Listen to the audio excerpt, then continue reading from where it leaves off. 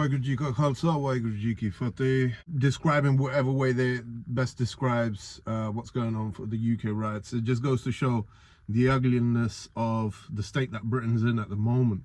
Not that I'm saying those content creators are wrong in any kind of way, shape or form. Obviously each to their own, everybody has a right to their opinion. I'm kind of bringing it more on a historical and factual stance. There's quite a bit of confusion with the British people. There's the people who are outright this. It's just they've not been educated. They've never actually dived into their own history. It's just down to complete ignorance. World War I and World War II, obviously the Commonwealth countries, you had the Caribbean, you obviously had India. These riots don't last very long. It's gonna die down over the weekend, or hopefully it does. I'm not about the far right, I'm not about the far left. What I am about is more kind of factual information coming from a factual stance, a factual point of view. A lot of immigrants who've come to this country haven't come to this country by off chance. As the saying goes, for every action there's a reaction. If I was to just briefly delve in to World War I, there's a lot of misinformation that World War I was only won by Britain itself and there was nobody else involved. In World War I, when it started in 1914, part of the British Raj was very much, obviously, which is now known as the Commonwealth. You had India, you had the Afro-Caribbean countries, a part of Africa as well. More or less nearly 15 to 25% of countries on this planet were run by the British Raj. Now one can argue, you can word it in whichever way you like, it was all financially motivated. In 1914, India gave 1.5 million Indian soldiers to the British Raj, some of which who obviously died in World War I. About 13 to 12,000 medals were given out to recognize any kind of heroic work from the Indians. In total, there was 12 Victoria Crosses awarded. For the people who do understand history, for the people who have read into history, Victoria Crosses weren't something that was given just by off chance. You would literally have to turn the impossible into possible. Not only would you have to be willing to throw your life away, but you'd be recognized that you've saved hundreds, if not thousands, of other lives. So the Victoria Cross wasn't just given to any Tom, Dick and Harry. One of the individuals who received the Victoria Cross in the Indian Army was a gentleman by the name of Subedar Khudadad Khan, who's a Muslim. Now obviously there's a lot of attacks happening in at mosques. Masjids is a bit of a scare, what's going on, and you can say, oh yeah, you know, we're only doing it because Islam it's a false religion. Well, look, you have a right to an opinion. That doesn't necessarily mean that your opinion is right. Sikhs can't idly stand by and let that fall on deaf ears. Sikhs have always fought for those who have not got a voice, do not have the right to represent themselves, or may be restricted to represent themselves or to practice their faith. Every religion has a right to practice, regardless whether it may be far left, far right. There should not be a dictatorship based on religion. No religion teaches violence. Today, mosques and masjids are being questioned that they may be attacked or whatever the case may be, and everybody's like, yeah, you know, let's be part of this movement. No, today it's mosques and masjids. Tomorrow it could be mandirs, it could be gurdwaras. That's absolutely not right. Two wrongs don't make a right. What I will say is we need to stand united together, regardless of our faith, regardless of our skin color, our skin complexion. United we stand, divided we fall. Britain is a very multicultural society. Racism is definitely very much present in this country. Now, coming back to 1914, the reason why I highlighted that the first Indian Subedar Khudadad Khan. I have to highlight the fact that he was a Muslim, because he was fighting for the British. He wasn't fighting for any Tom, Dick and Harry. Possibly maybe just a handful of them, he stepped on the British soil to protect it at some point. Nearly 99.9% of these Indians never had seen Britain, possibly read about it in the newspapers, but they've never seen Britain, let alone set foot on its soil. And yet they were willing to lay down their lives for a country they've never been initially a part of. If you really want to talk about equal opportunities, a British soldier, and I'm going to use this as an example just so that you guys can understand the scale that what a British white soldier was being paid and what an Indian soldier was being paid back in those days. Let's just say, for example, £100 a British soldier is getting paid. Now, I can't take it back in those days and talk in shillings or pennies. Obviously, bigger lieutenants and colonels were getting paid in pounds. I can't talk in annas, takas, chawannis. This was the currency about 100 and 150 years ago. So I'm going to bring it back to a more relevant example so people can understand and look at it from a bird's eye view at the scales of unjust payment as well. Chapters of history have not really highlighted these, really put things in perspective. Let's take £100. A quarter of £100 is £25.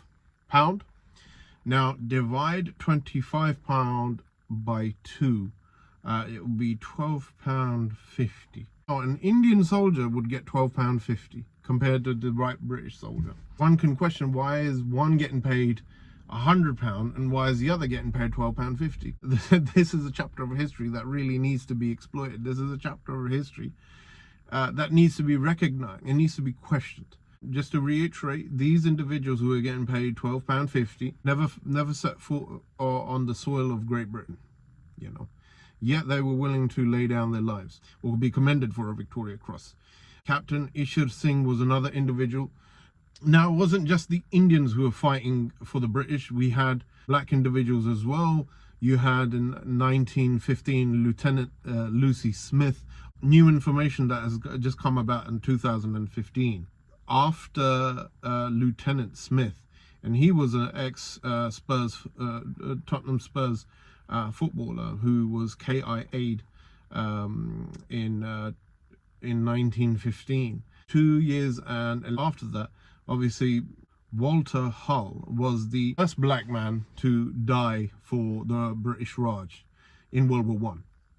Now, obviously, historians have yet to delve into that, whether it was Walter Hull or whether it was Lieutenant Lucy Smith who was the first black man to die for in World War One. If I was to move forward, 1945, you had the Windrush, where from the Commonwealth you had Afro-American Caribbean men brought in to help with Britain back on its feet with regards to the economy, because obviously World War One and World War Two, a lot of men were lost for fighting in these world wars. So in order for Britain to be great again, you had to bring in manpower, not just from India. And at this point, I'd like to highlight, basically, Pakistan had not received its independence. It received its independence in 1947. Bangladesh was still part of India as well. Obviously, it received its independence in the 1970s, I believe 1971. If you look back, a lot of individuals came from these countries, from the Caribbean countries, from Africa, from the Commonwealth countries that were once part of the British Empire, or were still part of the British Empire, to help Britain build back and get back on its feet, to make Britain get great again, to bring back the industrial era, for it to have a strong economy. But people seem to forget that sacrifice has not just been made. I consider myself British. I don't consider myself Indian one bit. If somebody was to ask me, are you ready to die for king and country? As long as it's for a righteous, as long as it is for the truth and justice, then yes, I will. Luckily for me and fortunately for me, we don't believe in a heaven and hell. We believe that heaven is here and hell is here. You make your heaven, you make your hell here on this planet now while we're living. So I am very much out of that circle of heaven and hell. Obviously, as a Sikh, I believe in reincarnation, but I don't want to go off topic here. What needs to be done? We need to recognize British history. If we're all about, we're a multicultural society, we need to change certain things. When I was small, I remember in junior school, during assembly time, we used to sing Christian hymns. Why is that taken away? I think it should be brought back again. If this is a Christian country, then we need to continue to respect and not cross the boundaries and continue its culture in however way it came. But singing Christian hymns does not obviously mean that I'm going to convert into Christianity. That is something that I actually enjoyed when I was a kid. It was very different. So I've seen a lot of changes happen to this country while I was growing up. What annoys me is the national curriculum of this country, especially the history, is very much the actual history that, like I've just mentioned, Subedar Khudadad Khan, Ishar Singh, Lieutenant Lucy Smith, the first Caribbean-born boy raised up here in Britain, and obviously he died in 1915. He was KI aid. Walter Tull. The list goes on for these individuals. They weren't white, but they died for the British Raj. They died for the British Crown. This kind of history needs to be implemented within the National School of Britain. If you're saying, oh yeah, but you know, I can't relate to, with all due respect, and I mean no disrespect to anybody else, I can't relate to Greek history because it's not part of Britain. But this kind of history needs to be taught. If Britain and Parliament is worried, oh yes, but it's a dark piece of history that we very much want to sweep under the carpet, then we're fooling ourselves. If we take a chapter out of Germany's book, in German schools, German kids are taught in their history that World War I and World War II, who caused it, why was it caused, and how can we prevent it from this happening in the future. They're not taught that, oh, you know, your ancestors done X, Y, and Z, you should be penalized for that. They're not taught. A lot of individuals believe, I don't need to know my past in order to have a future.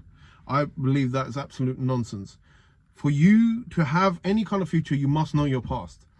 Those German kids who in their national curriculum learn the fact that World War I, World War II, Germany had a huge role to play for a lot of lives being lost.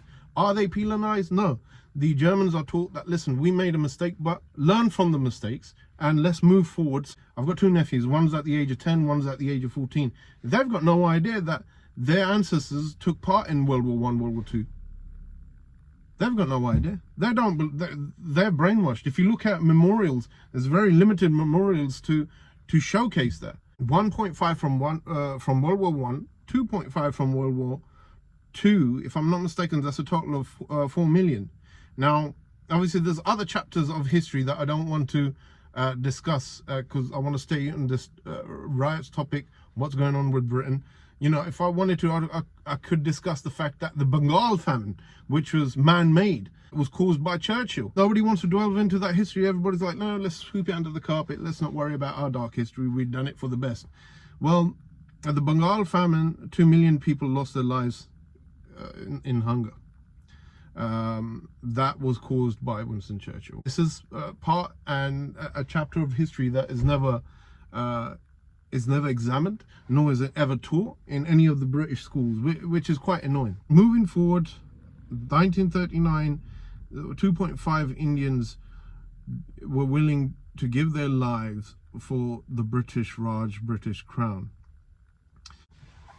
I'm trying to remember the name of Sir Claudic Auchinleck. He stated, if World War I and World War II had not had Indian army part of the British Raj, well, in World War I and World War II, Britain would have come through. Basically, we would have been part of very much a Nazi culture by now, and that's fact. He wrote to his governors, he wrote to his superiors, and he said, look, this is fact. If India was not part of the British Empire and they had not joined the British Army, we would have not won and would have come through World War I and World War II victoriously. And this is fact as well.